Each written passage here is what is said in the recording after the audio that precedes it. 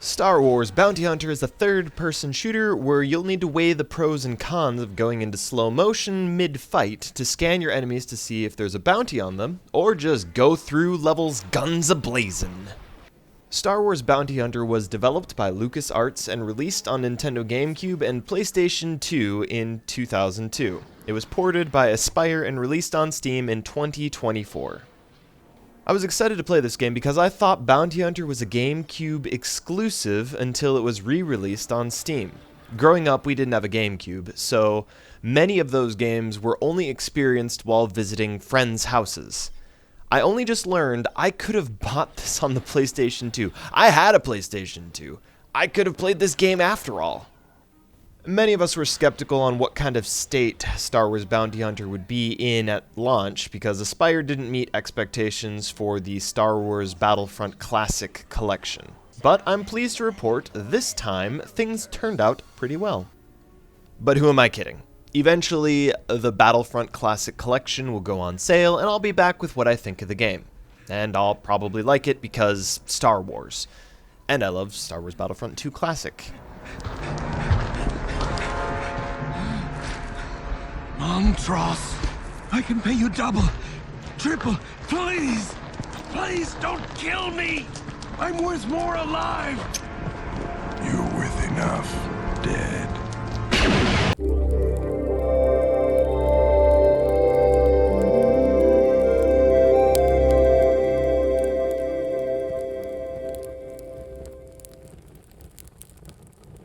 We first got to start with the acknowledgement that I am a Star Wars fan. Always have been and probably always will be. But I'm predisposed to enjoy Star Wars Bounty Hunter because 1, I never got to play it as a kid, and 2, it's Star Wars. You need to screw up a game pretty bad for me not to like it, and even then I would just say, you the viewer should skip, but I still kinda like it. But getting back on topic, we are talking about the story for Bounty Hunter. For those that don't connect the dots, Jango Fett is from Star Wars Episode 2, Attack of the Clones. So that means Bounty Hunter takes place between The Phantom Menace and Attack of the Clones. The plot is that yet again something threatens the galaxy. Only this time Darth Sidious calls up Dooku and says, "Hey bro, what's with this cult called the Bando Gora? Didn't you have the chance to kill their ex-Jedi leader? Also find a host for the clone army." And Dooku says, "Hey, no worries. I'm good enough to kill 2 birds with 1 stone. Only make that sound sci-fi Star Wars-y. So, like killing 2 bantha with 1 glip-glop radiosonic emitter beam." The rest of the game is played as Jango Fett, tracking down the bounty on the leader of the Bando Gora cult. You will cross paths with Zam Wesell and obtain the iconic Firespray class patrol craft we know and love. There are 6 chapters in total. Each chapter will start with a cutscene, have 3 levels, and then conclude with another cutscene at the end of the chapter. I always felt like the cutscenes were the reward for clearing the chapters. After the first 3 chapters, progress really slowed down for me, so I had to take my wins where I could get them. Needing to speak as a Star Wars fan, the story in Bounty Hunter is definitely no longer canon in the Disney Star Wars world, for a few reasons. Namely, in this game, Jango Fett holds the responsibility of bringing the near extinction of the Mandalorian people as he acted as Mandalore, the leader of the Mandalorians during the Mandalorian Civil War. Also, upon the acquisition of the Firespray class patrol craft, he names it Slave 1. Which Disney has been trying to slowly phase out in merchandise sales and other media, which on the one hand, I get it. It might be a bit awkward to have little Timmy jumping up and down saying, "Mom, can we buy the Boba Fett spaceship? You know the one, Slave 1!" Might catch some looks in Walmart. But on the other hand, that's its name. Hey, did you name that new ship of yours yet? She's called Slave 1. There's kind of a ruthless ring to it. Fits your personality. But whatever, technically both names existed. But I guess it's the difference between naming your car Susan and then later calling it Ford. Both are technically correct, but it had a name to begin with, and Jango was supposed to be more of an edgy, ambiguous villain. Thus, the name he chose. But Whatever. A note about the voice acting. I checked the credits because I was hoping that the late Christopher Lee might have voiced Dooku, but he didn't.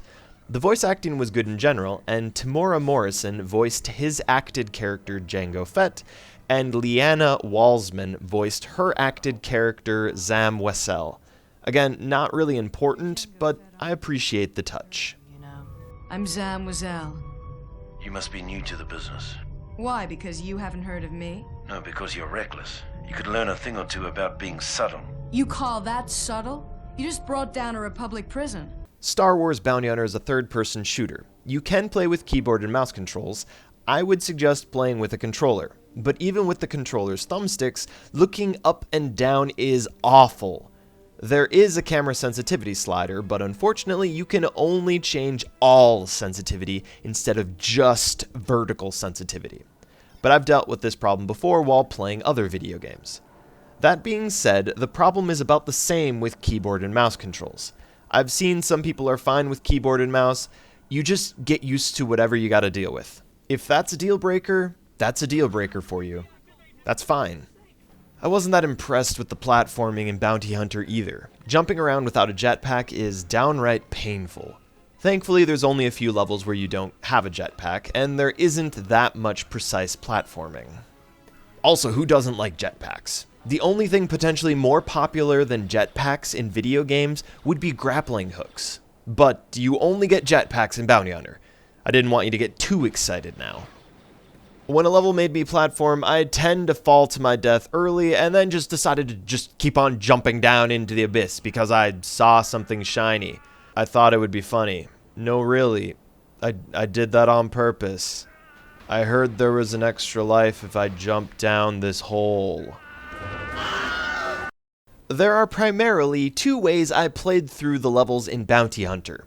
At the start of the game, I focused on being more meticulous in first scanning for bounties and then capturing the bounty before they decided to run into the line of fire and take a big old dirt nap. After the first few chapters, I found myself dying a lot, and to offset my setbacks, I decided to pretend the scanner did not work, and gun down everyone and their pet womp rat to finish the level. Both will get you to the end of the game, and it is generally easier to ignore bounties. But I feel like the true bounty hunter experience is to sneak around, tag your bounties, engage combat, and check new people for bounties mid-fight. When you pull up your scanner, the game goes into slow motion, where you can still move around and tag newfound bounties, but you've also become vulnerable because you put away your weapons to analyze incoming targets. In addition to the optional bounties on each level of the first 5 chapters of the game, every level has a secret in it. I found most of them in my first playthrough just because I'm naturally curious and would look around levels for health, ammo, or a better vantage point to shoot oncoming enemies from. Finishing chapters, collecting bounties to be paid credits, and picking up secrets on levels will reward you with bonus items. Not in a necessarily tangible way, though. I suppose you do get to read a whole comic book. It's got that Star Wars Legends tag on the title. It's called Star Wars Jango Fett Open Season, and presents the backstory to Jango Fett being put in command and his mission with Montross and the other Mandalorians. It's only 56 panels, but hey, I got a free comic book for beating the game.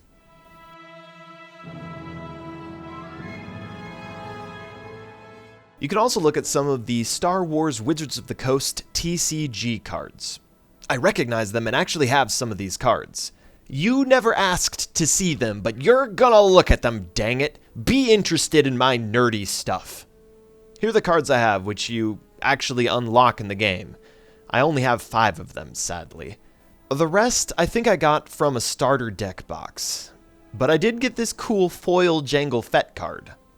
These cards are unfortunately not in the best condition, but at least I didn't write my initials on the back of the cards like some psychopathic kid did with Pokemon cards I found in a thrift store once. You can also look at concept art. I prefer to have this stuff in a collectible physical book, but Star Wars concept art is almost always excellent. Lastly, there were also outtakes, which are just jokes from the developers pretending the game was a movie cast with bloopers and stuff. They were meh. I also didn't learn until Chapter 3 that when using the scanner, I can zoom the camera in and out with the bumpers on my controller. This was a game changer because at first I was trying to make micro adjustments where whenever I tilted the camera up or down, the crosshairs rocketed away from the target like it was a polar opposite magnetic charge. I also didn't learn until I beat the game that I could also lock onto enemies. That would have been very helpful for boss fights. But I also ran into my fair share of bugs on the boss fights, so I really didn't need that extra help in my playthrough. Speaking of boss battles, at the end of each chapter you get a boss battle of some fashion. And it was around this time I thought, I find your lack of health bar disturbing. I really found myself wishing there were health bars in this game, but thankfully, there weren't any really big tricks to the bosses. At one point, I was just about to jump off a cliff to try to jump inside of a boss vehicle, but it never came to that. Just keep on smacking the boss and eventually they'll blow up or die. Pause. While writing and recording gameplay footage, I found out an incredible revelation. When you lock onto an enemy, you also get to see its health bar.